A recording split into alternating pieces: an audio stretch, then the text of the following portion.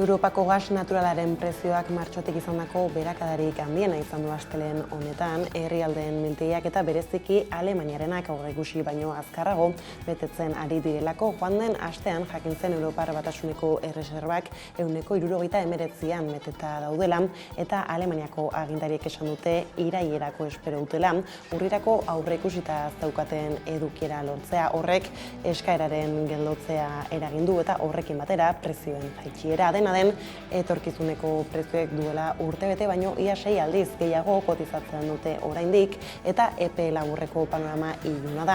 Egoera horretan Europako Batasuna energiaren prezioak jaisteko premiazko neurriak prestatzen ari dela, jakinarazi du Ursula von der Leyen batzordeko presidenteak. Hala, Europar Batasunaren planaren xehetasun zehatzak oraindik garatzen ari dira eta baliteke aste honetan zerbait aurreratzea. Arratsaldeon guztioi, energia krisia hizpide dugula, beste kontu bat gizarte larrialdietarako laguntzetarako 3,5 milioi euro gehiago jarriko ditu Eusko Jaurlaritzak. Hain zuzen ere, udazkenan eta neguan laguntza horien beharra handituko dela aurreikusten du Jaurlaritzak eta energia gastuetarako muga 900 eurotik 1.500 eurora handituko da. Bada gaur, astelehenarekin urte politiko berriari ekin diolakoako gobernuak eta egoera horretan lehen batzarrean krisi ekonomiko eta energetikoa izan dute hizpide. Ildo horretan energiaren prezioa eta inflazioa eragiten ari diren egoeraren inguruan aritu dira. Entzun ezagun beraz jarraian Iñigo Urkullu, Eusko Jaurlaritzako lehendakaria. Gure helburua da abian ditugun 17 laguntza programak zabaltzea eta indartzea, beti ere energiaren erabilera murrizteko eta energia gutxiago erabiltzeko ohiturak eta prozedurak sustatzeko. Espainiako gobernuak gure planaren lehen proposamena jaso zuen eta aste honetan behin betikoa bidaliko dugu. Ukrainako gerrak agerian utzi du munduak zer nolako dependentzia duen energiarekin, bada behar hori albezain beste apaltzeko nazioarteko gobernuek neurriak ezarri dituzte jada 11 arlotan eta agintariek aurkeztutako azkeneko neurriak garraio publikoaren erabilera sustatzea dute helburu. Izan ere, abuztuaren hasieran esaterako Espainiako gobernuak iragarri zuen garraio publikoa doan edo erdi prezioan erabili ahalko dela iraietik aurrera eta urtea amaitu bitartean. Errege dekretu bidez ezarri dute neurria eta dokumentuan azaltzen denez Espainiak berak kudeatzen dituen garraio bidetan doan bidaiatu ahalko da. Horretarako Renfek abonu batzuk jarri ditu eskura. Tokiko erakundeen edo autonomia erkidegoen eskumenaren pean dauden garraio bideek berriz 30% deskontuak ezarriko dituzte. Txartelaren prezioan egongo den desberdintasun hori Espainiako gobernuak berak ordainduko du. Gainera, autonomia erkidegoek eta tokiko erakundeek aukera izango dute deskontua beste 20% igotzeko, baina beherapen gehigarri horren kostuak euren gain hartu beharko dituzte. Hego Euskal Herriko garraio publikoetan ere aplikatuko dira neurriak. Era berean, prezioen igoera moteldu egin dela erakusten du gaur Espainiako Estatistika Institutuak emandako abuztuko inflazioaren datu aurreratuak, baina azpiko inflazioa igo egin aldi berean. Zehazki urte arteko inflazio tasa 10,4 apaldu da uztaileko 10,8 eta eten egin da azken hilabetetako goranzko joera. Apaltzorren muinean erregaien prezioa dago, txikiagoak izan direlako iazko abuztuan garestitu egin ziren salneurrien aldean. Beste aldean, prezio igoera esanguratsuak izan dituzten gaien zerrendan daude, nola ez, argindarra, elikagaiak, jatetxeak eta pakete turistikoak. Hala ere, prezioak zertxobait apaldu izanak ez ditu arintzen inflazioaren inguruko kezkak.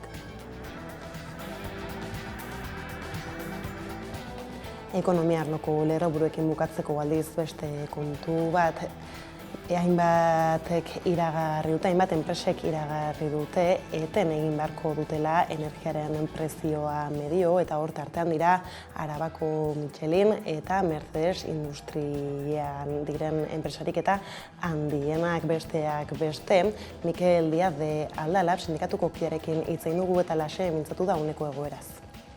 Bueno, momentuz enpresak azaldu zunagatik produkzioa urte hasierako zenbaki berberetan mantentzen da, 158.000 kotxe, eta inbertsioen harira, momentuz bakarri dakigu prentsan atera dena, ez dakigu zer gehiagorik, beti bezala, bai prentsa eta bai politiko batzuk gu baino lehenago enteratzen dira. Guretzat hori harrigarria da, halako berezia direnean, komiteari izatea, eta ezin gauza gehiagorik izan horri buruz.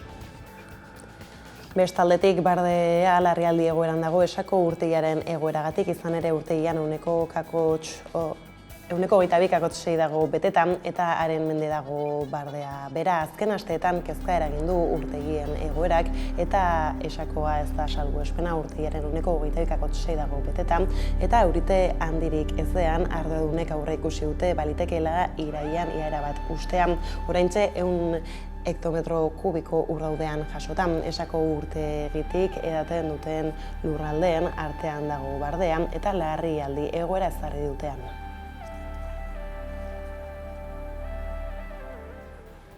Ordea eguneko lerroburuekin bukatzeko kiroletara egingo dugu salto, izan ere eskaiteko euskal selekzioak urre eta brontze erdietsi ditu Basileako nazioarteko txapelketan. Emaitza honekin itzuli da zuzen ere skateboardeko euskal selekzioa Basileatik, bertan jokatu da nazioarteko txapelketa eta orotara 4 skater eraman ditu euskal selekzioak Afrika Kriado, Sara Larrañaga, Egoitz Bijueska eta Itzel Ortiz. Bada oro har guztien parte hartzea izan da bada goi mailakoa, Kriado eta Larrañagak nabarmendu dute, inork baino gehiago Afrika Kriadok txapelketa irabazi du eta beraz urrezko domina kolkoratu du. Sara Larrañaga ere finalean aritu zen eta azkenerako podiuma osatu zuen 3. postuan bukatuz eta brontzea erdietsiz.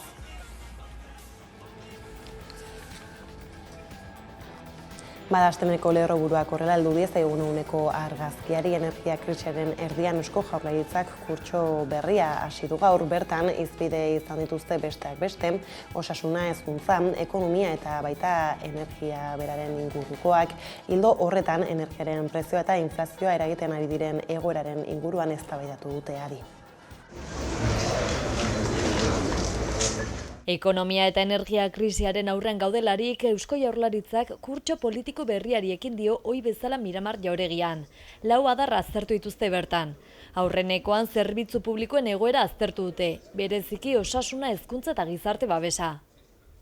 Ildo horretan iragan urtearekin alderatuz COVID-aren eragina ia laurdenera jaitsi dela adierazi du Iñigo Urkullu lehendakariak. Hezkuntzan ikasturte berriaren aurren COVID protokoloa bertan bera gelditu dela baieztatu du lehendakariak. Momentu honetan ja ez da protokolorik izan beharko, koronavirusaren protokolorik izan beharko ikasguneetan. Bestetik hezkuntza hitzarmena sendotzen jarraituko du Jaurlaritza kurtso berrian eta irailean bertan lege asmoaren lehen proposamena onartuko dute. Bestalde autogobernuaren egoera partekatu dute. Lehendakariak adierazi du Gernikako estatutua betetzeko ahaleginetan jarraitzen dutela eta horretarako beharrezkoa bada Pedro Sánchez Espainiako presidentearekin harremanetan jarriko dela beste behin, iragan martxoan egin bezalaxe. 3. atalean berriz egoera sozioekonomikoa aztertu dute eta Urkulluk positibotzat hartu du ekonomiaren eta enpleguaren bilakaera. Hazkundea ehuneko 4aren gainetik mantentzen ari da. Industriaren aurreikuspenak onak dira eta COVID aurreko egoera berreskuratzeko aukera ikusten dugu. Eta atal honekin batera energiaren prezio eta inflazioa eragiten ari diren egoeraren inguruan ere aritu dira. Gure helburua da abian ditugun 17 laguntza programak zabaltzea eta indartzea, beti ere energiaren erabilera murrizteko eta energia gutxiago erabiltzeko ohiturak eta prozedurak sustatzeko.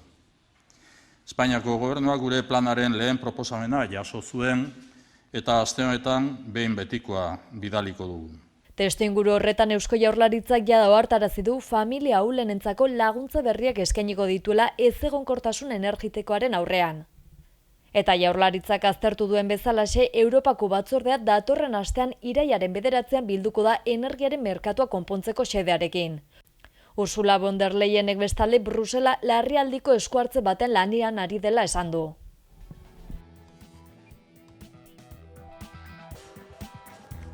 Aipatu legez gaur asteartarekin urte politiko berriari ekin dio Lakuako gobernuak eta lehen batzarran krisi ekonomiko eta energetiko izan dute hizpide ordea.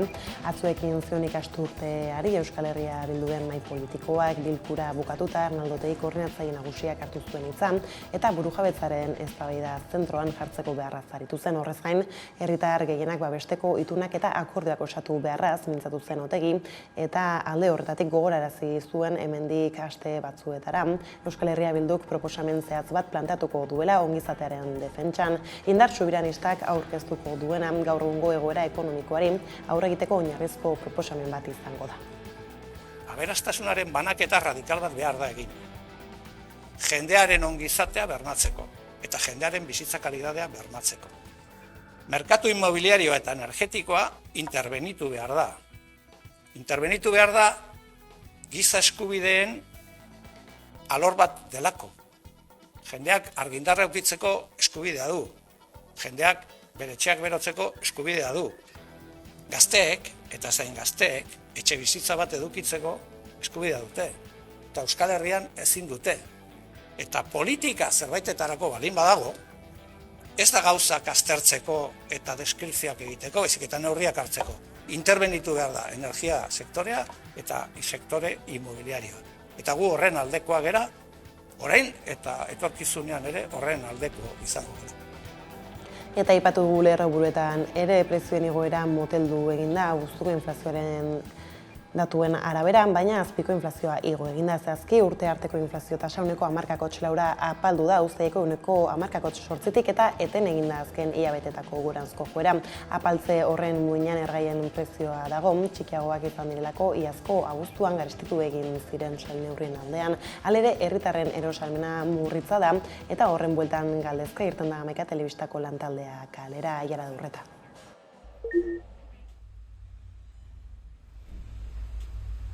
Kontsumo prezioen indizea 10 bat igo da abuztuan uztailarekin alderatuta, baina urte arteko tasa 10 bat jaitsi da, ehuneko 10,4raino. Hala ere, 30 urtean, izandako mailarik altuenean mantentzen da Espainiako Estatistika Institutu Nazionalak astearte honetan emandako datu aurreratuen arabera. Horrek eragina zuzena du herritarren erosteko ahalmenean, baina nola eragiten die? Hau da, Hamaikak jaso duena.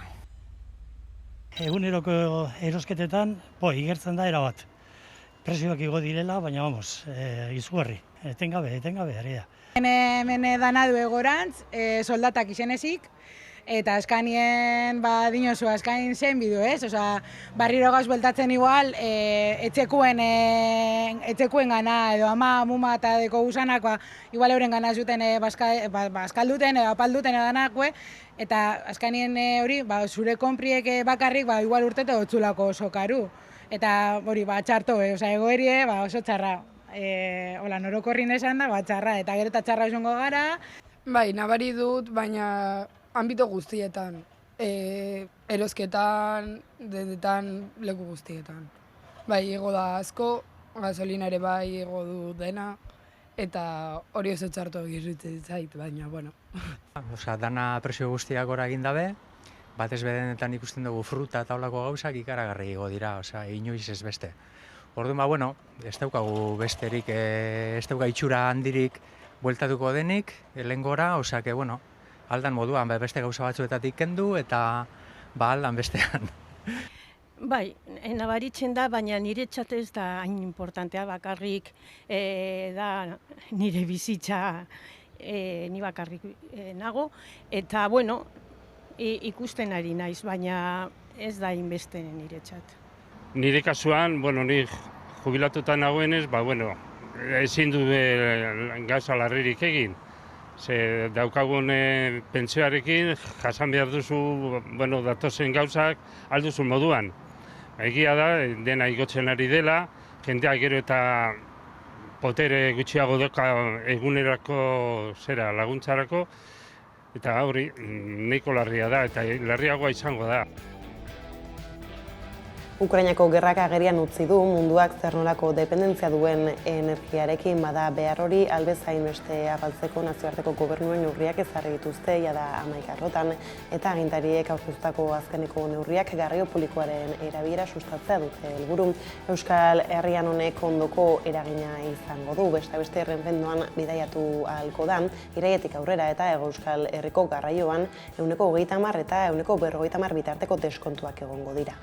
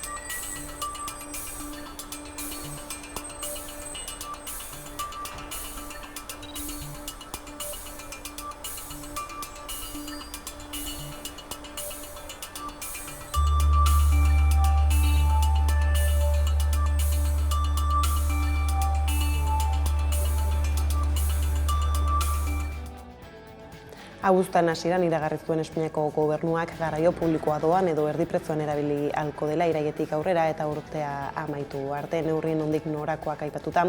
Herritarrei galdetu diegu ea zein iritzi duten Miriam de la Mata. Euskadiko garraio publikoko prezioak 150 murriztuko dira irailaren 1 aurrera urte amaierar arte energiaren eta erregaien prezioen gorakada nolabait orekatzeko. Renfe Euskotren Lurraldebus, Tubisa eta Bilboko metroak atxiki dira neurri honetara. Renfen adibidez badaude jada bonuak eskatzeko aukera eta besteetan bidaiatzeko ez da inolako tramiterik egin behar. Irailaren 1 eta abenduaren 31 arte iraungo duen neurri honi buruz Euskal Gizarteak duen iritzia jakiteko 11 telebista kalera atera da. Hombre, laguntza guztiak ondo etorriak izaten dira beti, ezta? Alde horretatik ez dago problemarik, hori ondo dago, baina asuntua ez da laguntza emotea. Asuntua da, behingoz, erregaien merkatua ia behingoz jartzen dan behar den bezala. Ez da normala. Batzuetan ikusten da, hori petrolioaren prezioa berantza datorrela, baina eguneroko erosketetan, erregaia erostera zoazenean, ez da igertzen. Gasolindegietan hortxe dago, nahiz da laguntza emon, ez da jaisten. Bai, nik hori itzen dut lehen nire amarekin, Renfe izango dela uste dut doainik, eta metro izango da prezio basoagoa, eta hori oso ondo iruditzen zait. Azkain hori partxe bat, hori da, zauri bete egin eta partxe bat, dana dau partxi, eta enbez de benetako soluzinuek emon dauen problemi eri, dana da partxietie gauzie, eta ia ze talde politiko dator, kanbizeteko gauza bat bestie ez, eta azkain horretan gabiz, denpora zuen, eta balan izango da luzerako bebai. Hombre, diru laguntza guztiak danak etorriko dira ondo. Jende gehienentzat, nik uste. Erabiliko ditudan, aukerarik egon eskero, bai, klaro, garraioan egunero erabiltzen dugu, horretan behintzat egingo dugu. Eta beste edozein gauza etorriko balitz, nitakit, ez dakit. Umeen eskolara hasiko dira ja, liburuak erosi beharra, ja, udan ikusi dugunaz gain, ondino beneguak, ez dauka itxura inonik. Orduan, diru laguntza datozela, fenomeno. Lagungarria, alduzun aukera guztiak ondo dago jentearentzat, eta 200 eurokoa ez da gauz handirik, baina laguntzen dizut. Eta nire kasua esan dizun moduan lehen, jubilatutan nagoenez, nik erabiltzen dut barik gorria, zedan merkeagoa. Orduan, hori laguntuko da jendearentzat. Bat ipatez ikasleei eta eguneroko lan egiterakoan, jentea erabiliko da eta, ondo datorkigu. Lan gatazketan berriz ikasturtearen hasierarekin bada berririk Michelin eta Mercedes Arabako industriako handienak lanera bueltatu dira. Halere biek iragarriak dituzte dagoeneko ekoizpen geldialdi egunak. Energiaren eta lehen gaien prezioen garestitzea zailtzen ari da, enpresa handi bat zuen lanerako itzulera eta hauek dira adibide bi.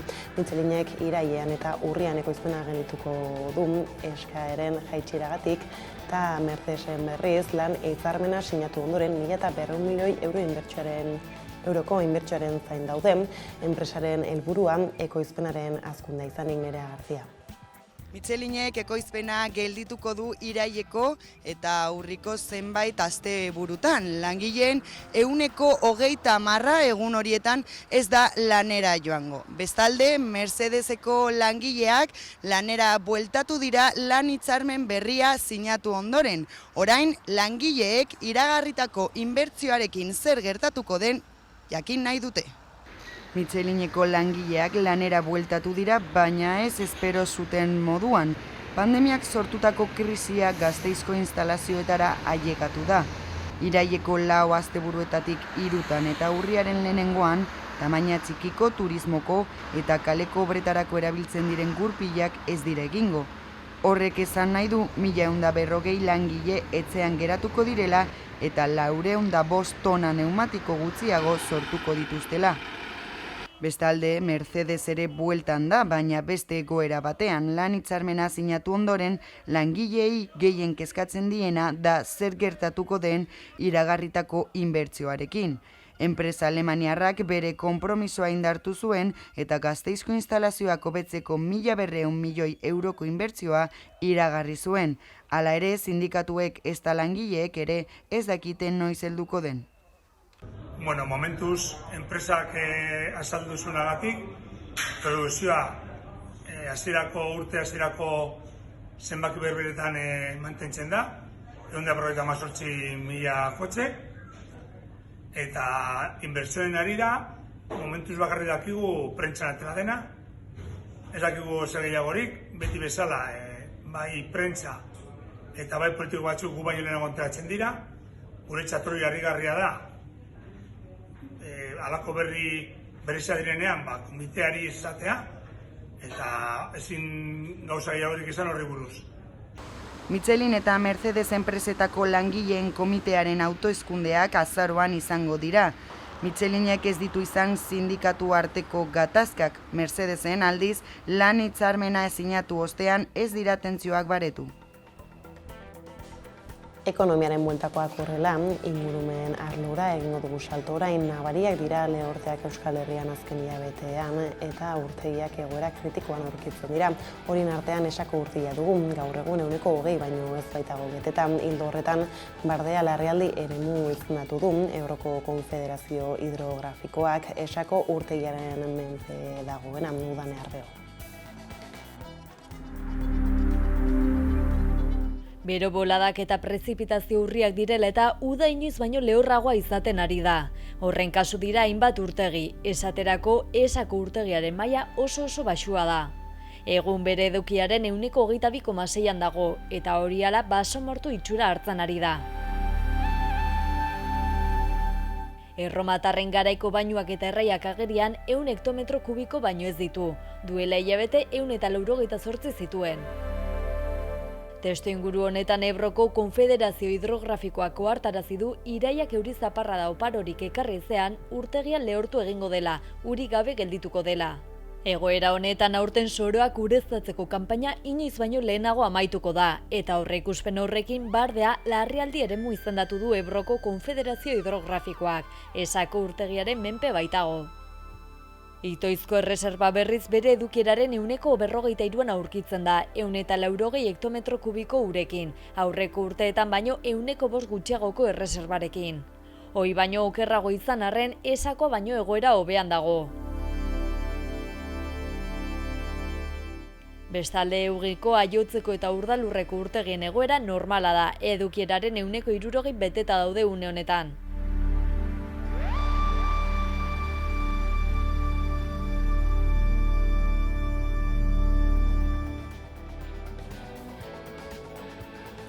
Eta kiroletara jauzia aipatu lehentxeago ere, skateeko euskal selekzioak urrea eta brontzea erdietsi ditu Basileako nazioarteko txapelketan.